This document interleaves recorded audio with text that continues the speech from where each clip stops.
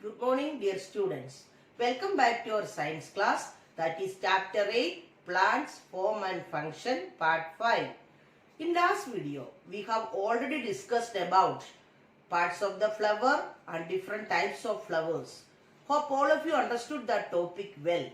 If you are having any doubt, please mention it in the comment box with your name, class and section. I will clear it at the earliest. Students, watch all videos and go through the assignments and write correct answers and send it to me every Monday. Today we will learn our next topic, sexual reproduction in plants. This topic you will learn detailed in higher classes. What is reproduction? It means producing young ones of their own kind. There are two types of reproduction, sexual and asexual. Then what is its difference? In sexual reproduction is characterized by the fusion of two cells or gametes coming from two parents, that is male and female. But in asexual reproduction, it does not involve the union of gametes. No individual is produced from a single parent. We have already studied that male reproductive part of a flower is stamen. Stamen having filament and anther. Inside the anther, pollen grains are there. The female part of a flower is carpel or pistil. It consists of three parts, ovary, style and stigma. Ovary contains ovule. But in plants, there are different steps in sexual reproduction. First, pollination. What is pollination? Transfer of pollen grains from the anther to the stigma. There are two types of pollination, self-pollination and cross-pollination. What is self-pollination? The process of transferring pollen grains from the anther to stigma of the same flower or flowers of the same plant is called self-pollination.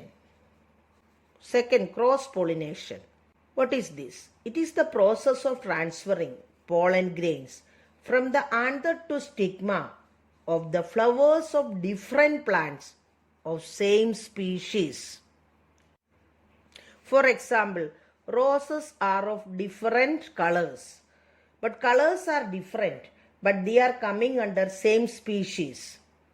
In cross-pollination, different agents are there like air, water, insects, animals, etc. Most flowers are pollinated by insects. We have noticed that butterflies and bees hovering over beautiful, colorful, fragrant flowers in the garden. Why they are roaming? They are attracted and come to collect sweet juice or nectar from flowers. During this visit, the male gamete pollen grains stuck to their legs and wings. When they are visiting other flowers, these pollen grains shed on stigma of other flowers. This way cross-pollination taking place. Next step, fertilization. What is fertilization? The fusion of male gamete and female gamete to form zygote. Fertilization is a step between pollination and seed formation. After pollination, the pollen grains germinate and transfer the male gametes to the ovule through a tube. The tube is known as pollen tube. Male gametes fuse with the female gametes. Then fertilization takes place in the ovule. After fertilization, the ovules develop into seeds and the ovary matures into a fruit. Next is fruit. Fruit consists of a whole or pericarp and seeds. The pericarp may be dry or fleshy. In mango fruit, pericarp is fleshy and edible. Edible means eatable. But in coconut, it is hard and fibrous.